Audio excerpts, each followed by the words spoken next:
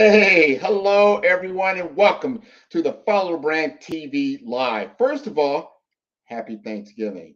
This is the time of year that we give thanks for everyone and everybody that's been in our lives, that been impactful, that you truly want to have some gratitude for. I'm very, very thankful to my family. I'm very, very thankful to my new granddaughter that was born. I'm very, very thankful for the entire Pod TV universe. And I'm very, very thankful to all of my guests who have made the Follow Brand podcast and the Follow the Brand TV a success.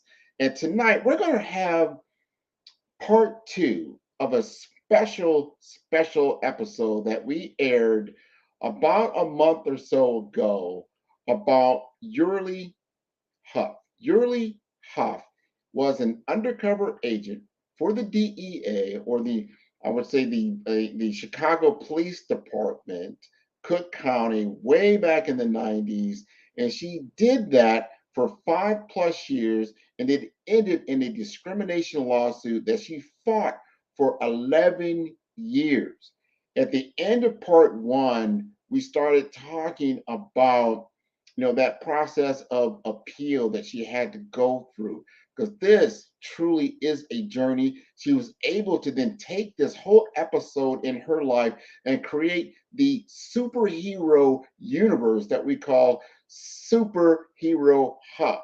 So without further ado, I want to bring her up so we can begin talking about this incredible story and have a great time as we tell a story that you can truly, as you're sitting there making, you're baking your food and you're getting ready for tomorrow, that you're tuning in. And I thank you for tuning in and continue to tune in. So we're going to have great opportunity. So we're going to play her video, and then we're going to talk to Agent Huff.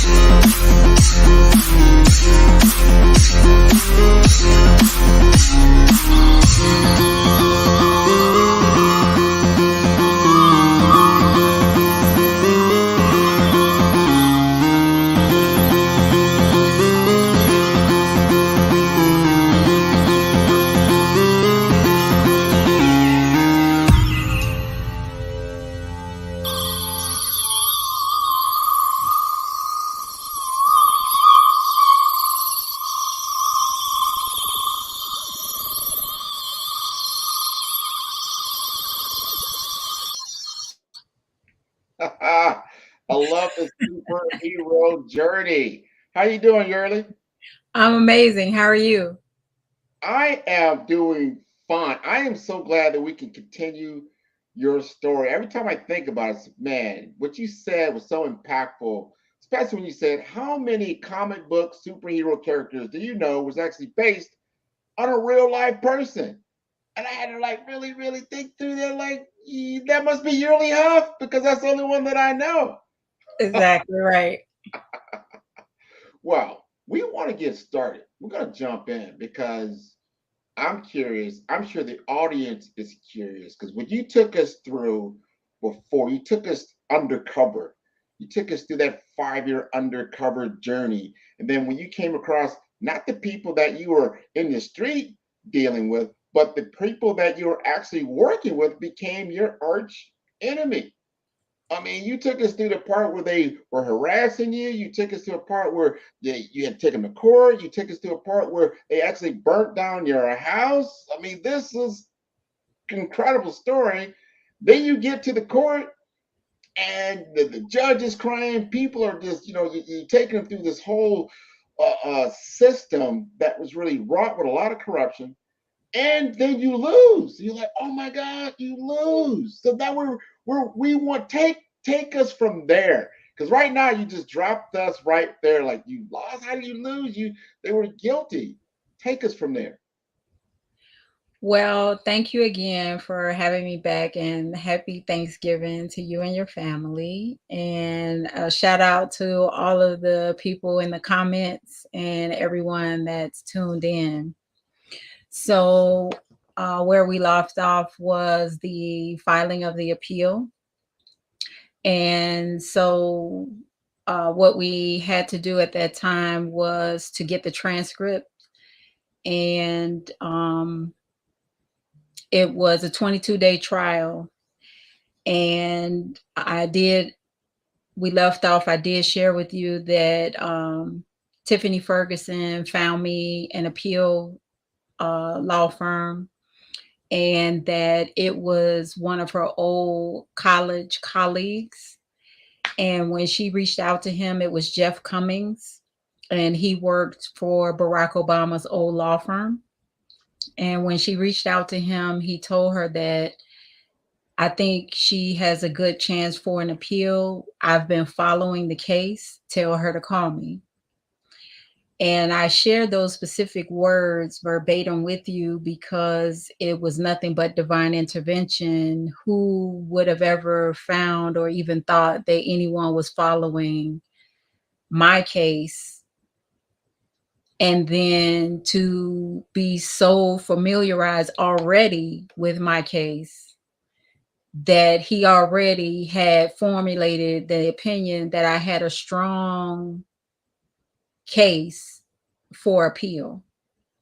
And then to reach out to that very same attorney who had done such, it was only divine intervention.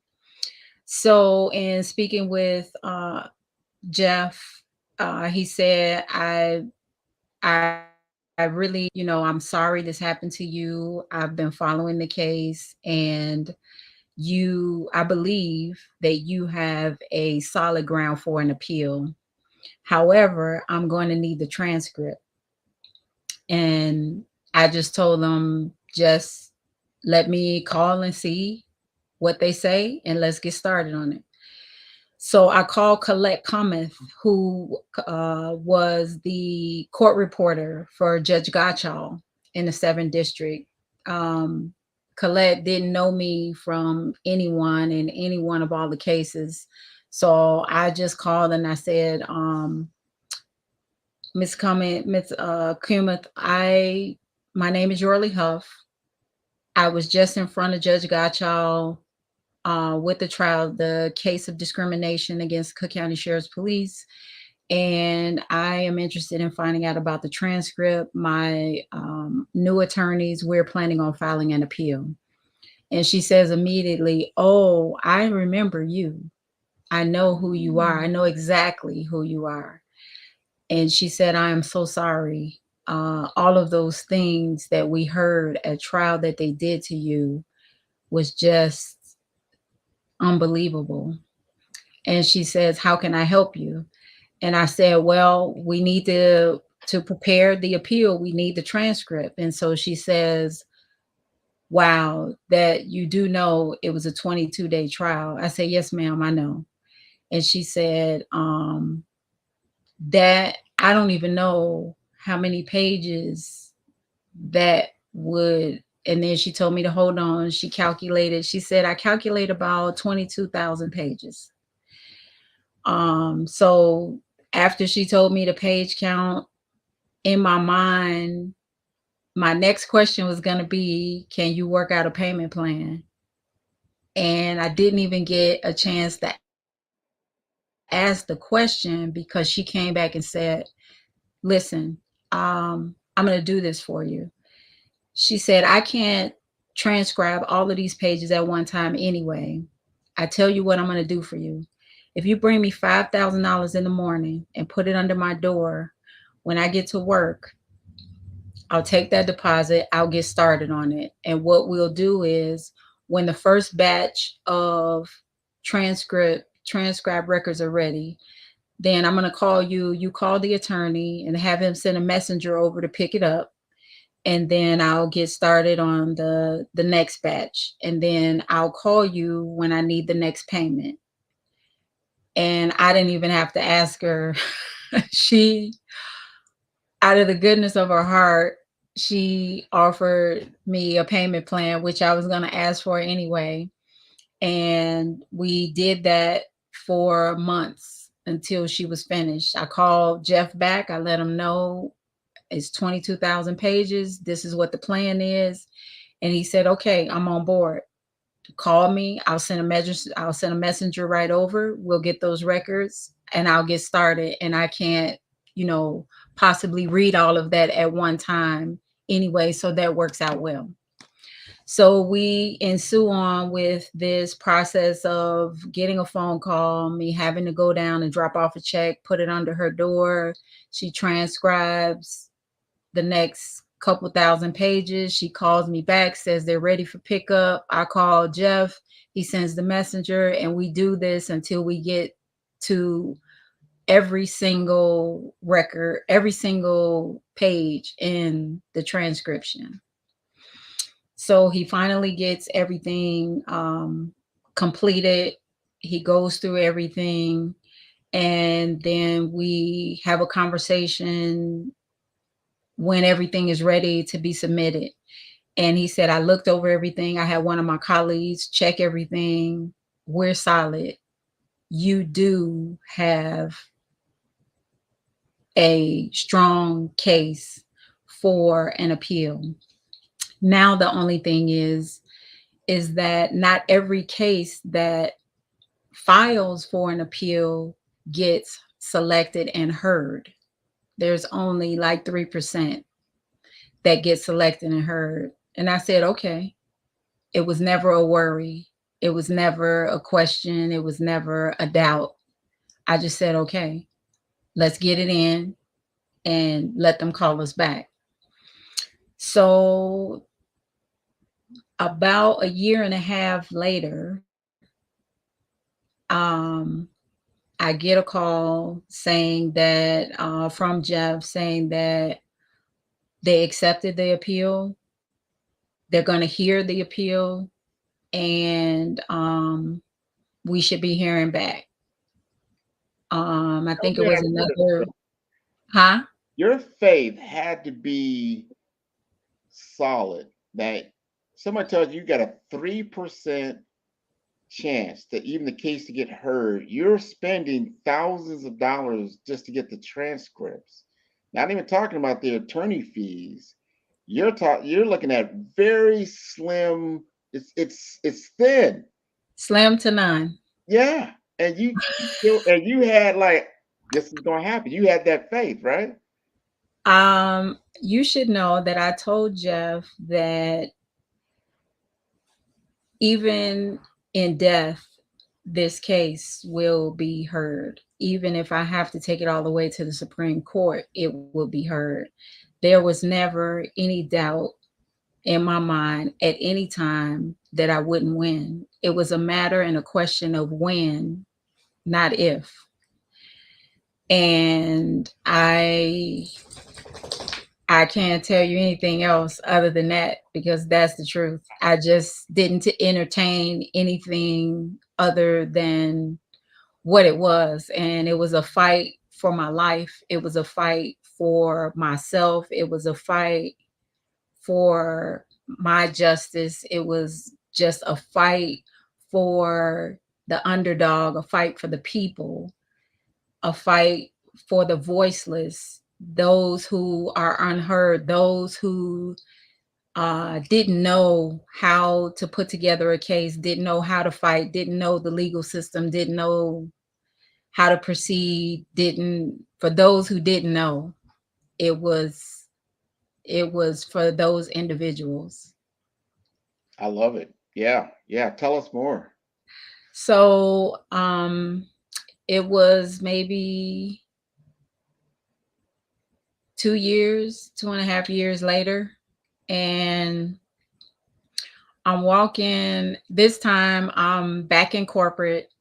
I'm working back in corporate, and I'm going to a friend's birthday celebration on the job. Um, no, let me back up a little bit. Before then, we get the call that we need to come to court. So when you go to court on an appeal, each side, there's a panel of judges. And I should let you know that I had the most conservative, all male white panel in the Seventh Circuit hear my appeal. So we got that date, and we had to go down and go before this panel. And each side gets 15 minutes to justify their position. Where our position was, we need a new trial based on this evidence, based on the things that went on during the trial. And the state's attorney's defense was, this is why they shouldn't get an appeal. Justice was served. They were entitled to a trial. They got that. The jury voted. They voted not guilty. And so we should move on. So when we get there, there's some other cases that I hear. One was the case right before they called my case was about child molestation. And I deal with that in my book, The Veil of Victory. And all of this information you can find on www.superherohuff.com, and everything social media, Superhero Huff. So that is addressed in the book. And I asked God, why do you have me hearing such a case? Why is this necessary? And I didn't get an answer. So I was like, okay, well, moving right along. Next case, which is my case. We get up, they call our case. Everybody goes to their prospective sides. And much to our surprise, the first judge that spoke started reaming out the state's attorney, saying that this was an injustice, this was misuse of the legal system. How dare they even have the nerve to have a defense? And we were up before the panel 45 minutes. Each judge reamed out the state's attorney, and they just raked him over the coals. They then let us, we basically really didn't have to say much, because I guess the shock on everybody's face was that they were so well versed in my case, which is not common. We were there for 45 minutes, not common.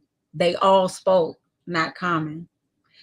So once they dismissed us, Jeff and I looked at each other, Done good. Went out in Okay. the hallway and he was like, well, I think that went really well in our favor.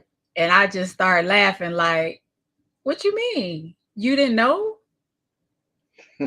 Like you don't understand what's going on here? You don't know that God is in control? You don't know? So he just started laughing and then we left because after this hearing, then we have to wait some more time. So he said, I expect to hear something about a year. Mm. So just time is moving and Patient. passing. You I are was back in patient. corporate and it was about a year and a half from that court appearance. I was in corporate. I was going to attend a friend's birthday celebration in the office. And my phone rings right when I get to her. You know, you're going to greet the person, you say hello or whatever. And it's Jeff. And he says, Yurli, we did it. We won. Wow.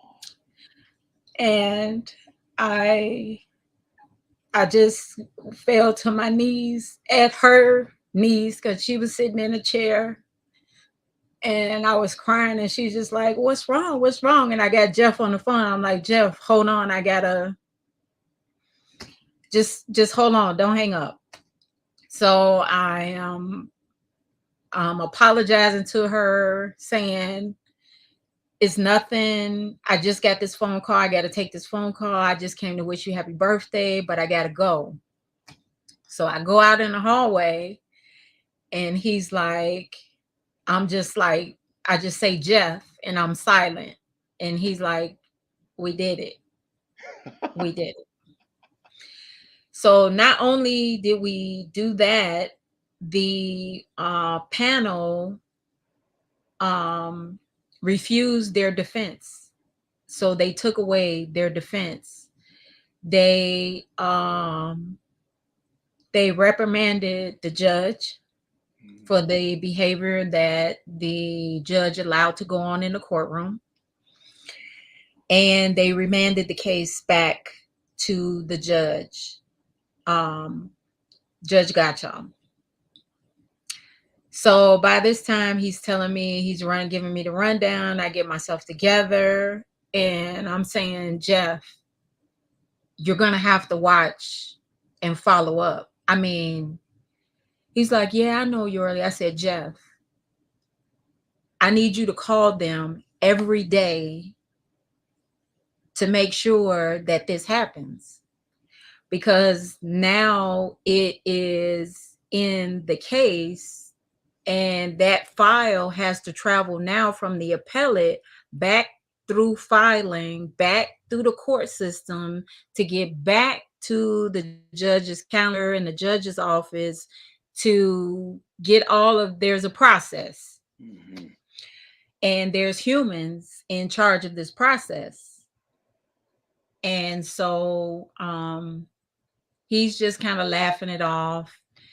So I said, okay, how long?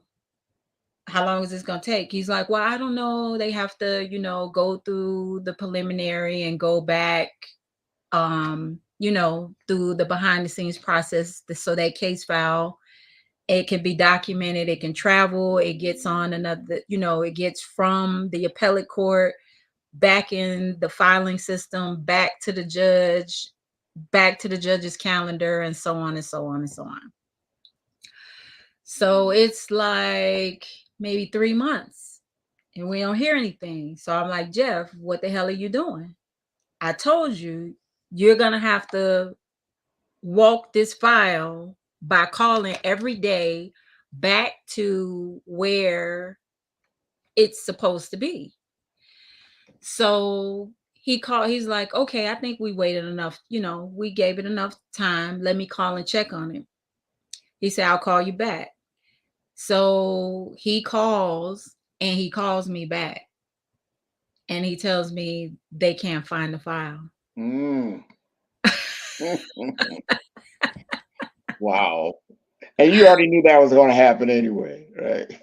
I said, Jeff, I told you you're going to have to call every day. Now, do you believe me? So he's like, yeah, I guess you're right. We want to think that people would do the right thing, but, for whatever reason. So in the process of getting all of this dealt with, we are trying to reach out to the media and let them know that I won. No outlet, none. No reporter, no. They covered the case very heavily in the media when we did the press conference, when we were going to trial. Media was at the trial regularly. It was reported. No one, absolutely no one, wanted to take this case after we won. No one wanted to report that we won. No one. The case was also written up in the Law Review, and that's about the only press that we got at that time. So he's calling back regularly. Maybe a month later, they found the file. I said, "Where was the file, Jeff?" He said, "Oh, it was sitting on somebody's desk." Yeah. I said, "Okay, so now what are you going to do?" And he says, "Yes, Yurli, I'm going to call every day." I said, "Yes, you are." Yes. So the federal court began this process of mediation because the courts are backed up with cases. The judges' logs are full. It's becoming like long waits for trial, long waits for court dates. So they select my case for the very first case to start this process of mediation. So I'm like, okay, no problem. It's just a matter of when, it's not if. And now you don't even have a defense. So there's nothing for you to do but settle. I tell you, whether you want to or not. Continue, because this, I tell you have to have the patience of Job. There's no doubt about Yeah, me and Job go way back.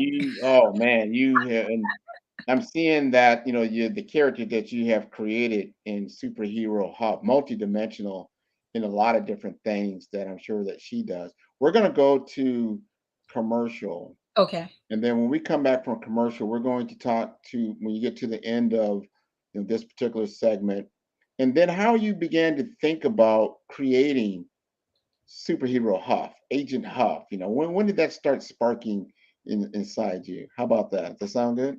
Yes, absolutely. All right, take us to break.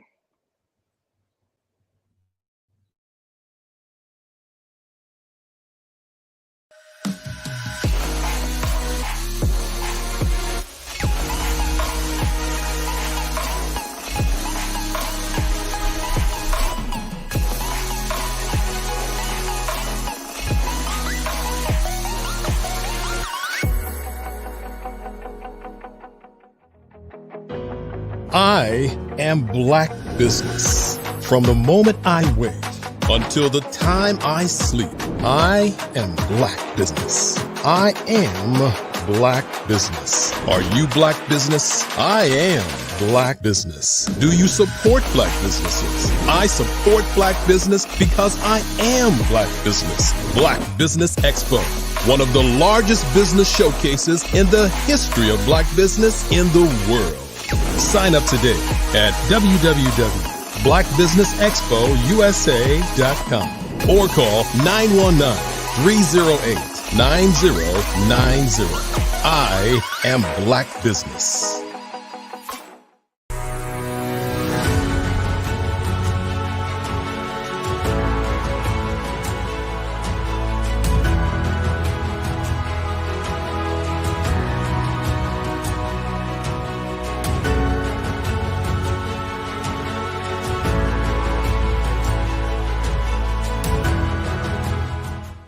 Black Business Expo's mission is to raise funds for high school seniors going to college or K through 12 entrepreneurs.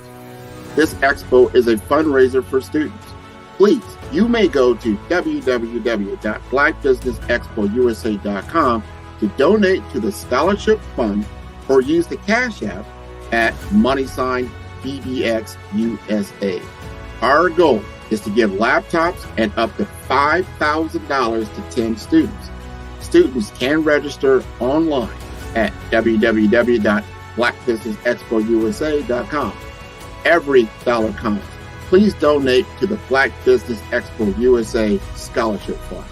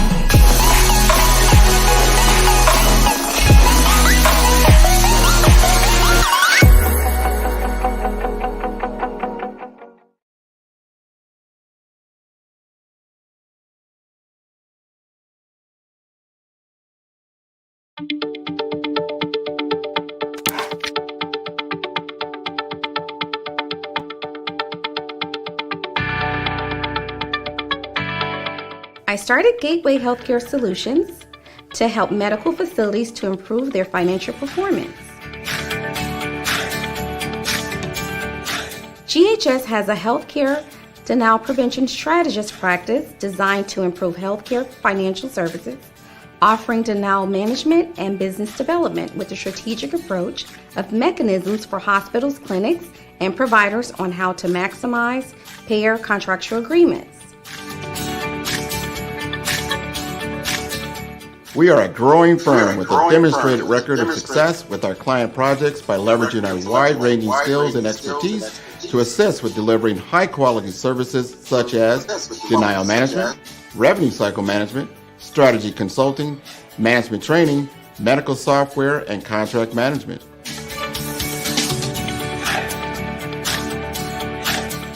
Our approach offers an analysis of your current state coupled with a proven solution and execute with a process improvement strategy and implementation methodology for our clients.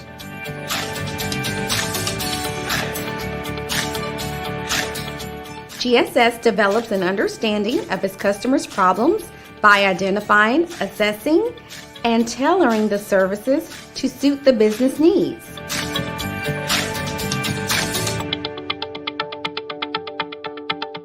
Selecting the right healthcare solutions advisor can bring you the management services you need and peace of mind you deserve.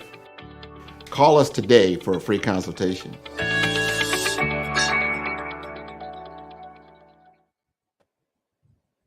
All right. Now, I got a question. That is, you won. They said you won your case, but then you still had to walk it back through the court.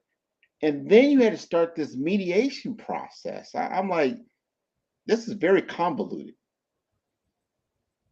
Well, what we won was the appeal. Okay. So when you win the appeal, then it has to go back to a judge and you either retry the case or in this case, they recommended mediation. And like I said, this was the very first case through their mediation process. So we were open to it. And again, they were denied the ability to use their defense that they claimed during the original trial. Okay. So basically, they had nothing to go back to court with because you don't get to get a new defense. So the mediation, we just felt that was just pretty simple. So we thought. Orlando Keys, the only Black man that the county would allow to mediate their cases. He was our judge and nice guy. And We get there and I walk in the door and I give Jeff a check. That was my monthly payment, the agreement that the attorney's fees had to be paid on a monthly installment. So I'm just thinking like, we just here to blow, waste some time and, you know, whatever, which it turned out to be. They didn't want to settle. And the Judge Keys was like, you do know that you don't have the ability to have a defense, right? Mhm. So we ended up going through the mediation process 7 times. I saw Judge Keys on a regular basis throughout this process. And the last time we had a new election, so Sheriff Sheehan was no longer the sheriff. A gentleman that worked for him became sheriff, and he's still the sheriff now. Mhm. We get there again. I walk in the door, I hand Jeff a check, and we're just waiting. So 2 gentlemen come in of no consequence to me, but we go in. The judge takes us in first, and he's like, "Hi, Miss Huff, how are you?" I said, "I'm fine, Judge Keys. How are you?" He was like, "Good." And he's like, "It's good to see you." I said, "Likewise, Judge Keys. We just built up a rapport." He said, "Miss Huff, every time you come, you just smiling." I said, "Yes, yes, sir, I am." And he said, "Miss Huff, are you aware that you've been to my office 7 times?" I said, "No, no, Judge Keys. No, I'm not aware." He says that he, on his own accord, took the time to go back through the case file and write on a sticky note for me to see the exact date 7 times on the sticky note. Now, I guess to anyone else, that probably would not be a big deal or anything, but to me, that was a major deal for me because he took the time, and 7 is a number of completion. Mhm. And to look at those dates, I was just like, okay, um, yeah, we've been here 7 times, Judge Keys. And he say, every time you come in smiling. I say, yes, Your Honor. Yes, Judge Keys, I do. And he said, well, did you notice the 2 guys that came in when you were there? I said, no, not really. He said, well, one of the guys is the state's attorney, but the other guy is the personal attorney of the current sheriff. And he said, I'm going to try to get this done for you today, Miss Huff. You've been here, you've been coming here, you've been on time, you've been faithful, you've been committed to the process, and I'm not going to waste your time today. So just sit tight. He didn't even ask us to leave his office that time.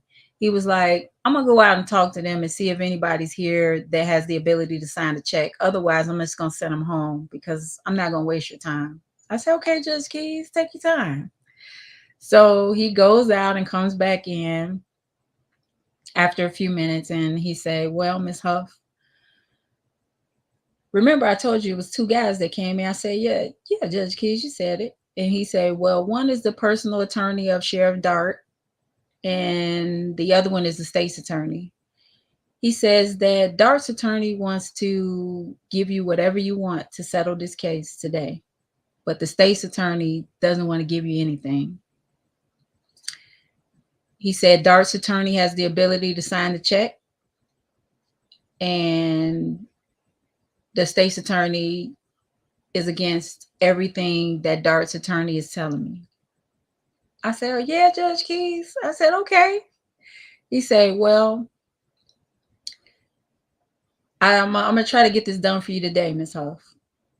He said, just hang in there with me, and I'm going to try to get this done. And so he gets up and walks past me, and then he gets to the door. He said, Miss Huff. I said, yeah, Judge Keys. He said 999,000 isn't a million, but it's awfully close. I said, all right, Judge Keys. All right. So he goes out, he talks to them, and we go through this process of back and forth, back and forth. I am in no way thinking that we're going to settle today. I'm just not. We were there for hours, and the whole time, I'm just not thinking, like, okay, they just, we have to. Wasting more They time. have to report back that they did this, and so on and so forth. So it's chess, it's not checkers, Right. and I am here to play at mastery level. So I'm ready, whatever.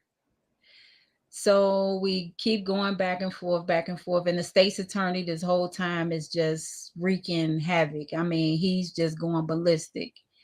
And each time Judge Keys comes back, and I'm just like, no, that's not the number. So he's saying, okay, Miss Huff, I hear you. But 999,000, It's close to a not million. a million, but it's awfully close. I said, I hear you, Judge Keys. I hear you. So it's getting late. We going back and forth. We going back and forth. So he comes back and he says, I got this. I tried to do my best. I got this number for you, and I need you to really take some time, you and your attorneys, to consider this. I said, okay, Judge Keys. So he gives us the number on a piece of paper, and my attorney took it from him. Because again, I'm not expecting to settle. And at this point, I won. I don't even care. If they have to give me $1 bill, it would be, they would freaking lose their damn mind if it's $1. Oh yeah. So he looks at it and he's like, well, let me know what you think. So I'm looking at it. I'm like, yeah, I'll consider it. And so I wanted to talk numbers with them, with my attorneys. Like, what is your expectation? What is your expectation? So, and we did invite Andre Grant, which was my first attorney. Mhm. Now, I want to be very clear with you that my agreement with Andre Grant was that if he lost, that he is to recoup nothing. And he lost. But Jeff was like, we should invite him. And he said, Yurli, you've always been a woman of integrity, and I don't expect any of that to change. He said, if we do recoup something, that he is entitled to his attorney's fees, and we should invite him to the table. And I was like, that wasn't a damn agreement. And I don't give a damn about his attorney's fees, because the agreement was, and he's just like, Yurli, as long as I've known you, you've been a woman of integrity. And I was like, all right, just tell him, okay? Just let's get this over with. I don't want to talk about it no more. Yeah. So he's there, and he's quiet, but he's there. So we get the number, and now Jeff is like, well, Miss Huff, let us go out in no, he said, well, I want this figure. And then Andre Grant tunes in, and I want this figure. Mind you, everybody's damn figure is bigger than my figure. Mm. And they're actually having a conversation as if this shit's gonna go down like that. So I just was patient and let them get so far in the conversation. And I was like, hold on one damn minute. Let me be very, very, very, very clear. Ain't nobody walking out with more money than me. I don't give a damn. I will turn this shit down. I want you to understand where I'm coming from. Right. I don't owe you shit. I paid what I was supposed to pay. I just gave you a check when I walked in the door. And if I'd known we got to this number, I wouldn't have gave your ass nothing. So now let's have a different conversation. Let's have a real conversation. Because ain't nobody walking up out of this, you know what, with Yeah. more than me. Now you got to deal with your own attorneys. I hear you. So Jeff is like, well, Miss Huff. I said, oh, now Miss Huff. He said, let us walk out in the hallway and let us discuss a few things. I said, well, take your asses out in the hallway and discuss it because it ain't going down that way. So they go out in the hallway and whatever they say, then they come back and Jeff is like, well, Miss Huff. And I just look at him like, okay, don't say the wrong thing. Right. Or we're going to be some fighting mugs up in here today in the judge's office. And he's like, well, I can take this. And then Mr. Grant is willing to take this. And I'm looking at both of them like, ugh. So I'm quiet for a few minutes. And then I say, okay, you got a deal. Okay. Okay. So we call Judge Keys back in and we tell him we got everything. Everything is worked out. We know where everybody stands and that's the deal. And so he's smiling. I'm smiling. And before he walks out of the room again, he said, you know, Ms. Huff, 999,000 ain't a million, but it's awfully close. I said, I hear you, Judge Keys. Oh my God. Let me tell you, this has been one. On that note, we're going to go to break right quick. Then we're going to come back. We're definitely going to talk about when did you really start thinking about becoming or developing this character called Agent Huff or Superhero Huff. So take us to break and then we're going to learn. But congratulations. You fought like, no, this is how this is going to go. Kudos to you. I mean, that is, thank you. Play that beautifully. This is chess and not checkers. Absolutely. Every time. Follow the Brand TV broadcast host, Grant McGaugh, as he visits with top executives and entrepreneurs to find out their secrets of success with their personal brand. Follow the Brand TV broadcast host as he focuses on brand development to build better relationships, bring value to your business, relationships, and career. You will enjoy listening to each episode that is tailored to speak to you directly. If you're looking for this type of clarity in terms of building your brand, you have tuned into the right station. Each episode will help you to shape a conversation in the 5-star BDM network of 20,000 professionals and become a springboard for your corporate engagement and business opportunities. Each guest will frame their story in the areas of personal branding, business development, career development, financial empowerment, and technology innovation. Grant McGaugh explains why he is the CEO and owner of his own professional career. Grant is an accomplished business leader and entrepreneur who wants to give back to individuals to grow their personal brand strategy. Tune in as he weaves his story about new possibilities, while to you exceed expectations. If you love storytelling, this show will make for fun.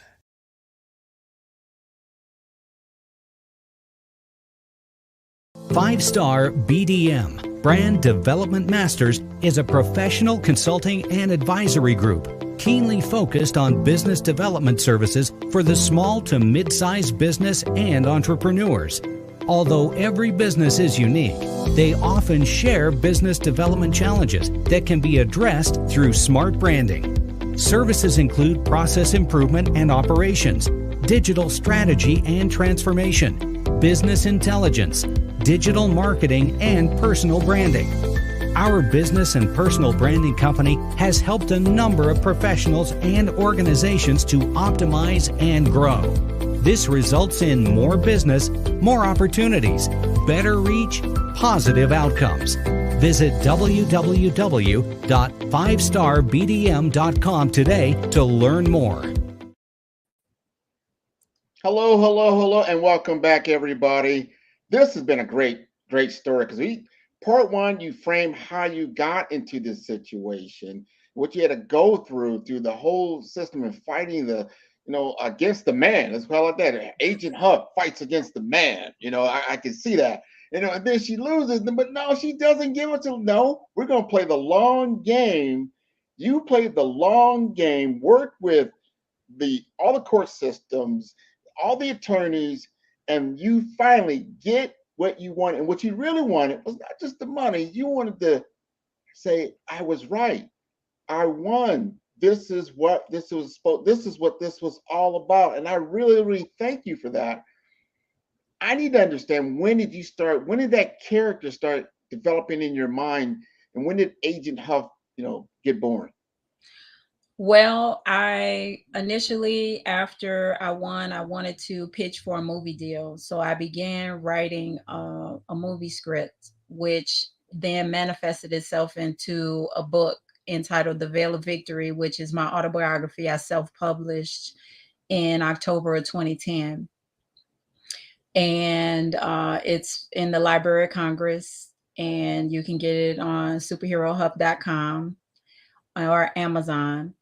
And I still was working in corporate. So I would get up at 5 a.m. and ride my bike to the train and take the train downtown, and from the train station ride to my office. And during these times of waiting on the train, I used my fellow train riders as my guinea pig.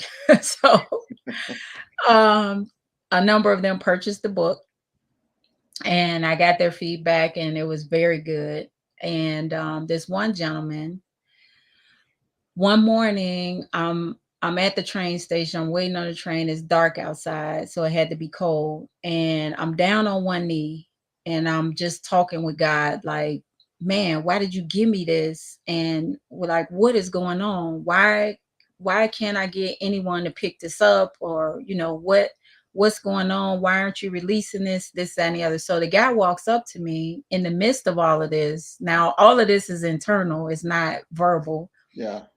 And so he stands in front of me, and I look up, and he shows me the red-eye paper, and he says, the comic book convention is in town. You should take your book down there and let them make a character of out of your book. And I looked like, and I just started smiling. And I said, do you know what divine intervention you just spoke? And he smiled and he walked away. So immediately, from this argumentative, frustrated conversation, then I go, okay, if that's what you want me to do, then send me everyone who I need, because I'm a cartoon girl. I'm not a comic book girl. So this is a world that I don't know anything about. I know that it exists, but I don't know the dynamics. I don't know the target audience. I don't know. After I said that prayer, like the next few days, I met Spicy. He's an illustrator at an event. I told him my story, and he's like, oh my God, I can see it now. As I'm talking to him, he's actually accessing the visual cortexes of his brain. You can see the evidence of that. And he's like, I can see this. This is a comic book. And then he stops and he says, wait a minute. They still not trying to kill you, are they? Oh. And I said, no. Then he's like, okay. So then he's back to it like, oh, wow, I can see this. I can see this. So we hit it off. Everyone, literally everyone that I needed just manifested, came out of the woodwork. And then in 2011, we had all the bios for the characters. We had all the characters identified. We had the Bibles written, which is all of the context about the character, what their special powers are, how they're going to look, how they're going to dress, the whole concept. And then we started writing a comic book. So that's how it manifested. And now we are on book 6. I'm actively working on book 6. There are 5 books in print now. I am a sublimation manufacturer because of that. That is a new process to the apparel gear, apparel wear. So I manufacture my own t-shirts, leggings, socks, shower curtains, bed sheets, you name it. I make it. I've even traveled to China directly so I can source directly from China. I wrote an animation to pitch to Disney.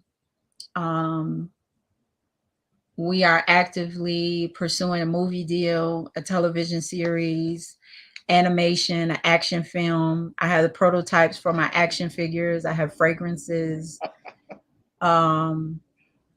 You name it. The entire enterprise is set. So now, now that I know my comic book statistics, the comic book industry is a $92 billion industry. The target audience is male white, approximately 31 years of age. It is male dominated, male white dominated. There's less than 5% minority. It's less than that for women.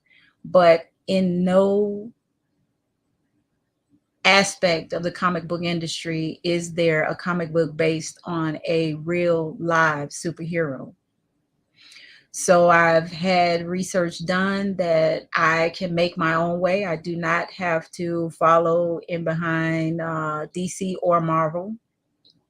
So I am working on creating the Agent Huff world, and I will take it over.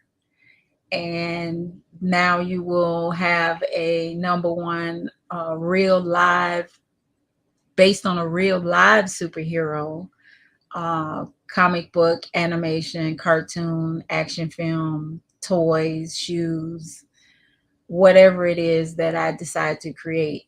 And I will take over the world. Hey, you've taken over my world. You know, the follow brand is following superhero Huff. So you talk, that's 2010. This is 2022. That's a 12-year journey. This is a belief system that you have, that you've invested a lot of your time, your energy, and your passion. I know when I first saw it, because our mutual friend Bernard Key brought you to me and said, hey, because he saw our story that I did with Dion Wilson, who's in the comic book industry out in California. I said, hey, we're on to something here, especially we just got Wakanda Forever just came out, right? I think we're hungry for a real live superhero, and you are a superhero. There is no doubt about it. Your story, what you and your the personality that comes across the page, man. I'm telling you, Huff. Oh man, you know that is so dynamic. It's so believable. So many people can get involved in this. So you got people, whether you're from K-Town all the way to Hong Kong, I want to be superhero Huff. What do you think about that? Absolutely. We're taking over the world one state at a time. Well, you do that. We're going to conclude now. We're at the end of our show. This has been wonderful. I encourage everyone, if you didn't see part 1, you have to tune into part 1. Yes. Now you've seen part 2, I know you enjoyed part 2. I want you again to tell us about how they can get in touch with you, where's your website, and how they can partake in the Superhero Huff universe. So you can reach out to me on superherohuff.com. All social media, everything social media is Superhero Huff. Instagram, Twitter, YouTube, TikTok. And we want you to join us on this journey. We are by no means at any end. There is so much that I have to cover and so much that I haven't even written about or talked about, that you will be seeing really soon. So it's important for you to join us now. So when you see us in the future, you know that you took a real journey with a real live superhero. So superherohuff.com and everything social media, Superhero Huff. Well, thank you, thank you, thank you. Again, happy Thanksgiving to you. Thank you and all of your Thank listeners and all you. the listeners to tune in to all our episodes at www.5starbdm, and that is B for brand, D for development, infomasters.com. I'm going to let you guys, everybody go so they can enjoy some Thanksgiving festivities. Take care, Yurli. Thank Take you very care. much. Thank you. Bye-bye.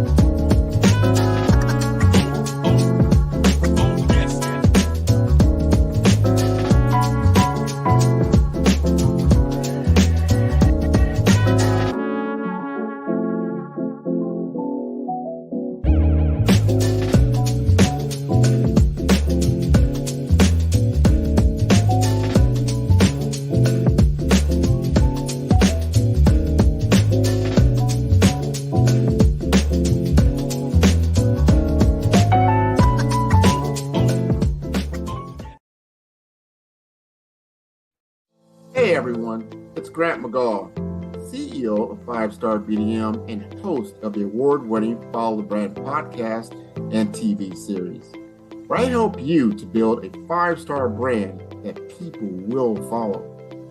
My genius is personal brand development through intelligent communication and helping you achieve your business and career goals. I am a requested speaker on digital technology and brand development issues. I want to work with you to increase the value of your current opportunities while attracting new ones. Every one of you is unique, and we all share challenges that can be addressed through smart branding. As a super connector, I work with you as an executive coach to guide you along the complicated business and career development road, providing the enhancement tools and information you need to succeed. Together, I will help you succeed in today's challenging business climate. I will evaluate and measure your progress. Best of all, I am right alongside you every step of the way. Build the brand called you. Genius.